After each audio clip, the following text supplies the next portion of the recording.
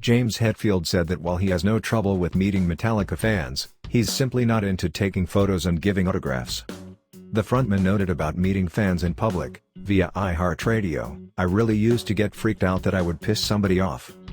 I used to get so worried that if I say no, my kids are here, I'm enjoying a family moment, that they'll turn around and say, 'You were a dick. What a rock star.' I was so worried about that. I don't do photos, I don't sign, I will shake your hand and I'll talk with you for 5 minutes.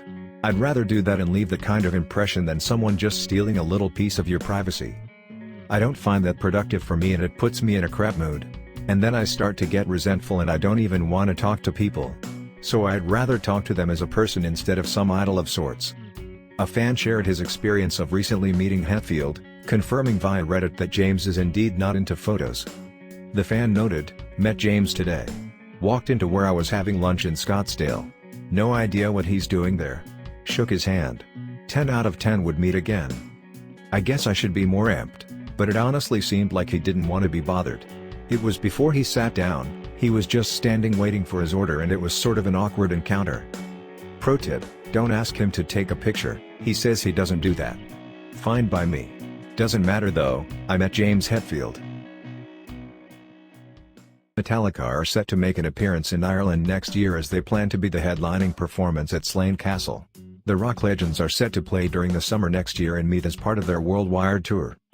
James Hetfield, Robert Trujillo, Lars Ulrich and Kirk Hammett announced that they have planned to do a European tour from May to August 2019. An industry insider said to the Irish Sun, "Heavy rock has always been the biggest draw for Slane. Metallica are the perfect choice for 2019 as they go right back to the heavy rock of Thin Lizzy who headlined the very first Slane in 1981. In 2017 Guns N' Roses and other rock legend groups sold out 80,000 tickets in just on day when they announced that they were going to perform in Slane. Last year Metallica drummer Lars revealed in an interview that they had considered playing in Ireland this year but they had to pull out because the Dublin arena would not work due to the stage layout and the amounts of pyro we had planned. In the same interview, he did promise that they would be playing in Ireland in 2019 and it seems that they are living up to that promise. Megadeth frontman Dave Mustaine singled out The Call of Cthulhu as his favorite song that he co-wrote back in the early Metallica days. He tells LA Weekly, "I like Phantom Lord and Metal Militia because they are very interesting songs. But I think if you were going to go for my favorite Metallica song that I wrote it would probably have to be The Call of Cthulhu. It stands on itself. And when you have a song that can stand on itself without words, that's a big statement." Dave's contribution to the track revolves around a distinctive D minor arpeggio, which he later utilized in Hangar 18 with more rapid strumming. Additionally, Mustaine used that same bit on the When track off 2001's The World Needs a Hero. Further discussing the Metallica period, Dave remembered his brutal firing from the band and a 4-day bus ride from New York to California that followed. He said, "I was looking out the window. A lot. And it was excruciatingly painful. Because remember, I was living with them, had no job, no income, no money. They'd put me on the bus with no money. So I had no food money. No nothing. And I got on the bus and off I went for a 4-day journey with nothing to eat, nothing to drink. So that whole journey was a 4-day fucking hell. Learning how to panhandle. How to get people to buy you booze so you could sleep through the night on the bus. When you go into the bus station and the bus would stop and wait for another driver and you just pray to God you don't sleep through the connection and shit like that. Because I'd never done anything like that before in my life. It's different if you know what to do and where to go. And if you have money. Money's the key to all your problems. But if you can't even make a phone call? It's pretty fucked up." There has always been controversy over who is, or was the best Megadeth guitarist, but with Mustaine he is pretty clued up on it, as he ranked them all in a tweet not so long ago. As you can see, the rundown doesn't feature Megadeth's original second guitarist Greg Handevidt, who was in the band only in 1983, nor Slayer's Kerry King, who spent a brief period in the Death Fold during 1984, but does include Mike Albert, who performed as a touring member and temporary replacement for Chris Poland in 1985. As Kiko is the number one in this list, he did have some great things to say about him in an interview explaining to Rev 96.7. "I've been really fortunate to play with many great guitar players, but Kiko, every day, it's just a new experience seeing how deep his knowledge of playing is. Some other guitar players I've played with were really great at what they did, but their depth was only in one genre. For example, Chris Poland is a remarkable jazz player, and I had to kind of teach him metal, because he didn't know anything about it. And Marty was very much into metal but also had a lot of Middle Eastern playing styles. Now Kiko has metal, he's got bossa nova, he's got classical, flamenco, so many other different styles, the possibilities are endless. And I think that's evident on this new record, Dystopia. The guitar playing went up considerably from the last record. Who is your favorite Megadeth guitarist? And would you agree with Dave Mustaine's opinion? Tell us your thoughts in the comments below. Dave Mustaine says that his initial vision for Megadeth was to destroy Metallica. Asked by a fan earlier this year on Twitter what his measure of success was when starting Megadeth and what his vision for the band was, Dave responded, "My measure of success was if I ate that day or not, and my vision was destroy Metallica and stop living in a van. Good thing I got over my animosity for leaving the band. I'm glad we reconciled. Where's the big four shows?" Mustaine was a member of Metallica for less than 2 years, from 1981 to 1983, before being dismissed and replaced by Kirk Hammett. He went on to form Megadeth and achieve worldwide success on his own. Mustaine feuded with the members of Metallica for more than 2 decades before finally patching things up over the last few years. He has jammed with his ex-bandmates on several occasions during Big Four shows and at Metallica's 30th anniversary concerts in 2011. He also recently expressed the struggles he had with escaping Metallica's shadow, saying, "It wasn't easy escaping from Metallica's shadow. It takes effort and energy to get a band off the ground, never mind when you have an enormous band stepping on top of your head every time you get above water." Giving the nu metal genre quite a bashing, Megadeth frontman Dave Mustaine noted he'd rather have his eyelids pulled out than listen to the popular late 90s style nu metal. Telling Faster Louder how happy he is for the new wave of modern musicians, calling them a new breed of players. With all these new vocal styles, Dave focused on the past, adding, "They had this wave of metal that came through in the 90s, and it was called nu metal. I don't know if you remember it, but it was so bad. I would have rather have my eyelids pulled out." Asked if it's Limp Bizkit and Linkin Park he's talking about, Mustaine explained, No, I can't even remember their names. Linkin Park, those guys are good at what they do. I have no problems with those guys. But I wouldn't call them nu metal."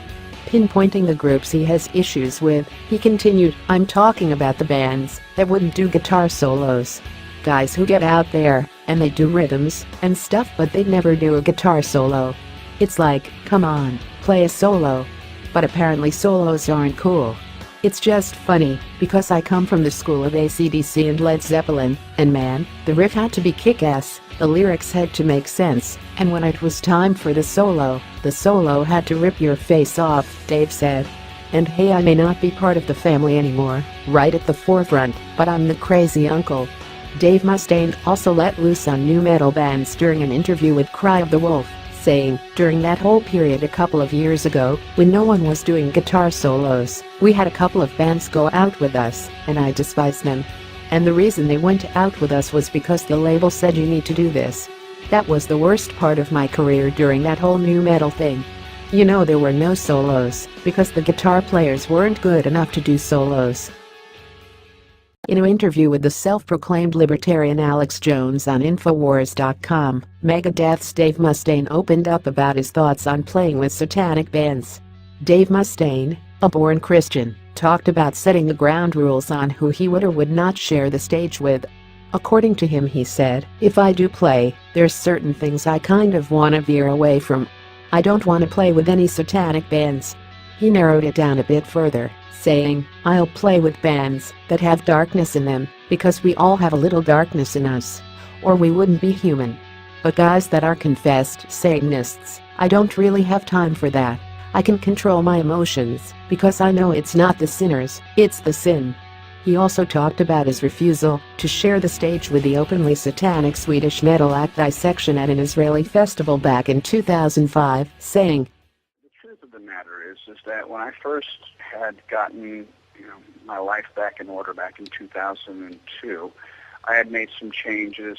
I had a severe injury to my arm, and when my career had stopped, it made me really take a hard, sideways look at everything. And I figured, you know what, just for now, because I don't really know a lot about what I'm doing, I want to make sure that I don't play with any bands that have junkies in them, because I can't be around, guys that are doing heroin because of the temptation. Mm-hmm. And because, I'm trying to have something in my life that is a power greater than myself, so that I'll get myself back in shape. And I don't want to be hanging around with guys that are going to, be dangerous for me spiritually, because I had just decided that, I was going to start following a spiritual path.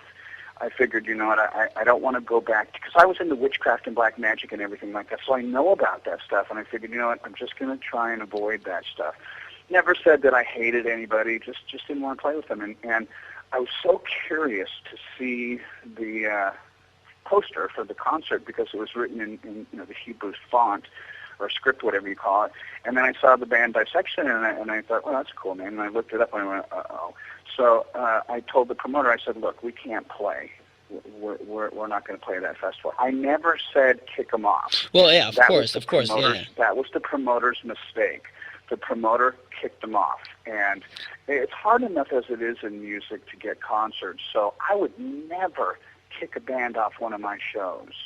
Yeah, I would rather me not do it. And when I said, look, we don't want to do it, they unfortunately harmed that band, regardless whether the guy was a convicted murderer, he was a satanic person. We all have a little bit of darkness in us. Now, I've never killed anybody, killed a couple of guitars, but, I've never killed anybody. And the sad thing is, at the end of the day, the poor guy had committed suicide. So, he was a tortured soul. And I know that for me, the reason that I turned to black magic and witchcraft and stuff like that was I had spiritual abuse, and so many things had been done wrong in my life, and there was so much hypocrisy with the people that had said that they were Christians or whatever, Catholic, whatever, the people in my life.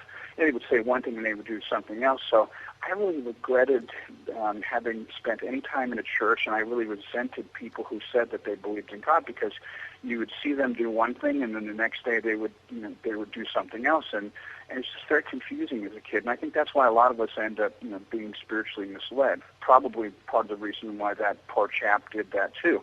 But we were supposed to play a show with them in France, and they didn't get kicked off that show. A lot of stuff went around about another band that had a name that was kind of offensive to me.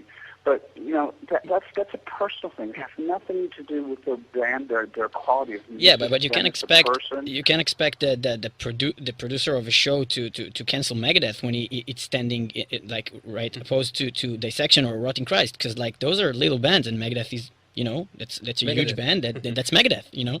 So I know, but guys, what you got to understand is my heart for those guys has nothing to do. My decision not to play with them doesn't have anything to do with their value and worth as people, because I'm sure they're probably really great people. Sometimes we name our band stuff to get a reaction out of people, and it's not really who or what we are. And, there are bummers. There are consequences. Naming Megadeth, I can't even tell you how offensive it was. There's a huge radio station in Los Angeles called KLOS. And we had done a song, and after the song was over, they go, and that was a cover of an old Alice Cooper song. Coming up next, they didn't even say our name. Mm-hmm. They wouldn't say Megadeth on the radio. So it has nothing to do with the person's worth or anything like that, because I believe we're all valuable, and it's just a personal preference that I had at the time. I've learned a lot more now.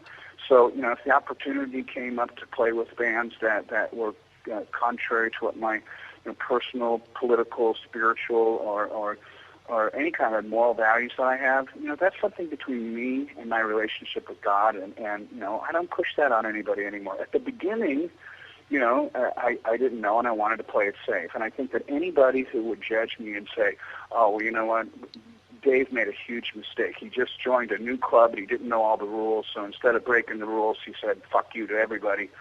That's not me, man. I like to do things right. So I played it safe. I learned a lot about it, and I've opened my mind up to it. Dave Mustaine shared his thoughts on Meshuggah after getting to hear the band a bit more often during ongoing joint tour with Megadeth, telling Cat Rock, "They're really exciting. It's not even because the drumming is so complicated, really it's just 4/4 timing the majority of the time. But the way the songs are, and how unique they are, they take on a characteristic of their own. You could so easily get lost trying to follow. What do they call that? Algebra metal or something like that? All these timings and stuff like that. You know, the stuff I listened to growing up, the new wave of British heavy metal. It was straightforward riffing like AC/DC.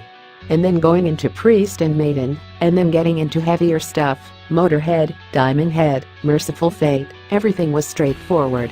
So having a tour with Megadeth, Meshuggah, Tesseract, and Lil Ake where we have these young exciting bands, it's always really entertaining, because I get to see stuff I never would have been compelled to pick up in a record store.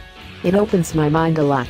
I remember the first time I took out this really great band called the Dillinger Escape Plan. I couldn't understand it, but I just knew they were really exciting. It's the stuff you don't understand you most often miss out on. I wanted to understand, so we took them out on Gigantor. It was a great experience. I thought they were terrific. And that was my introduction to that type of crazy, cerebral metal. He also talked about drummer Dirk Verburen, saying, as good as Adler was, Dirk's feet are more advanced. I didn't think that was possible, because Chris is such a great drummer. There's a reason why Chris recommended Dirk, and I love him for that. I think that he's a really solid friend for making that recommendation, cause a lot of guys wouldn't do that. He's a true friend, and I was stoked having him in the studio. Dirk is one of the most pleasant, easy to get along with guys I've ever met in my life. I'll walk up to him, and he'll smile, and lean forward, and pat me on the back. He goes, "How's it going, buddy?" I could say, "Oh man, anything." "Oh, okay buddy." He smiles and pats me, cause he's just a happy guy.